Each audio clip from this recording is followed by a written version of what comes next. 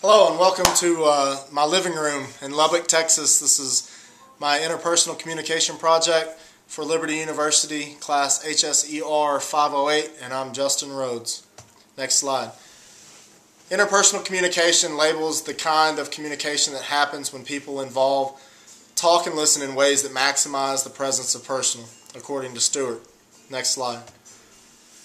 Interpersonal communication is familiar with the foundations of interpersonal communication, willing and able to accurately perceive and listen to themselves and others, recognize how basic communication works in various relationships, and have some resources to deal with communication difficulties, such as the resources we've gotten in this class. Enlarging my conversation. There's a direct link between the quality of your communication and the quality of your life. And enlarging my conversation includes identifying my communication needs and finding resources to improve these needs. I definitely agree with the link between communication and the quality of your life. I feel that if you are able to effectively communicate, it opens so many more doors than doors and opportunities that if you were not able to effectively communicate. And it definitely helps with things such as relationships with your spouse, and relationship with your coworkers, and relationships with people in your church. Next slide. My overarching goal is to develop the ability to listen empathetically. It's something that I struggle with. I love to tell my story, and I love for people to listen to my story, but I struggle with hearing other people's stories. Another part of my overarching goal is to increase my ability to listen in a deeper manner. And it kind of goes hand in hand with my empathetic listening. I've got to be able to put myself in their shoes so that I can be in a deeper conversation and listen in a deeper manner so that I can truly get out of what they're trying to express in their conversation. Empathetic listening includes refrain from judging the talker, which is very easy to do when you meet somebody. For me personally, it's with a lot of the youth. Whenever they arrive and they want to discuss something that is very trivial, because I experienced it when I was 14 and want to just tell them to suck it up and get over it because you're going to break up with 10 different girls in the next 5 years and she's not the one and it's puppy love. Instead of having that attitude, I need to put myself in their shoes and realize that one time I was 14 or 15 years old and I needed someone older to communicate with.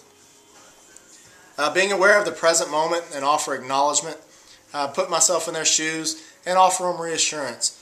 Yes, it's going to be okay. You're going to understand later on in life that these little things that you're going through are trivial, and just give them positive feedback in their conversation. Let them know that you're involved. Not getting distracted is something that is easy for me to do and something that I need to work on so that I can completely focus on the person involved. And having an okay attitude. My speaking assessment, I got 67 out of 100 on the Discovery Health Assessment, saying that my communication skills are good. There's always room for improvement, and I have a grasp of the concept of listening. My behavioral blend is on graph 1 is D. That's expected of me. People expect me to be dominant. I think that's a lot because of my physical appearance. I'm a pretty big guy. They expect me to be direct, demanding, and determined. And people expect me to take charge. They see that I'm very confident, that winning is very important to me, and success drives me to work harder than most. Graph 2, the DIC, as this is me. I don't rely on others to assure me very much. I grew up with nothing and came from nothing and never had that assurance, and it was a lot of self-made success, I guess. And so I don't, even to this day, rely on very many people. I back away from close friendships. I'm dedicated to finding facts, which has helped me in my faith. Whenever I start to lack faith, I dive into finding the facts about who Christ was and how He impacted the world. I'm not shy about being demanding. Others turn to me for guidance and comfort, and I'm not quiet about things when I speak. And you can ask my wife about that. When I have something on my mind, I'm going to say it, and I'm not going to whisper. Next slide. Sorry about the drink. I kind of woke up this morning with a head cold. This is expected of me. The positives on graph 1 is that I'm dominant, direct, demanding, and determined. I take charge and accomplish tasks. I never quit or back down, and I prove things can be done. And that has a lot to do with the way I was raised. I was raised where mediocrity was going to be okay, and I didn't want to be mediocre. So if you told me I couldn't do something, I'm going to do it. I'm not going to quit, and if you give me a task, I'm not going to back down. Next slide. The negatives of this is expected of me is I win at all costs, and sometimes I'm insensitive to other people's feelings. And they kind of go hand in hand because I do want to win. I want to be the best that I can be. And a lot of times that makes people feel uncomfortable and makes people feel that I'm being insensitive to their needs. And I probably am. Next slide. Graph 2, the DIC. This is me, the positives, that I'm dominant, inspiring, and cautious. I communicate well in public, and I inspire to help people. And those two go hand in hand, the communication and inspiration. I feel if you have a good base of communication, you can inspire others. And I think about Billy Graham and many of these others who can stand up in front of thousands and inspire because of their effective communication. The negative is the increased sensitivity and softness, and the overuse of determination and articulation. Next slide. I love this quote by Burley Allen. It says, people tend to duplicate throughout their lives the relationship patterns they experience early in their years, or in their early years, which led me to the flat brain syndrome. I was raised to communicate a certain way, and it was not a very good way to communicate. And now when certain subjects come up, I get flat-brained. My emotions are overloaded. My ability to be open with others is inhibited. Thinking becomes distorted, and I react negatively.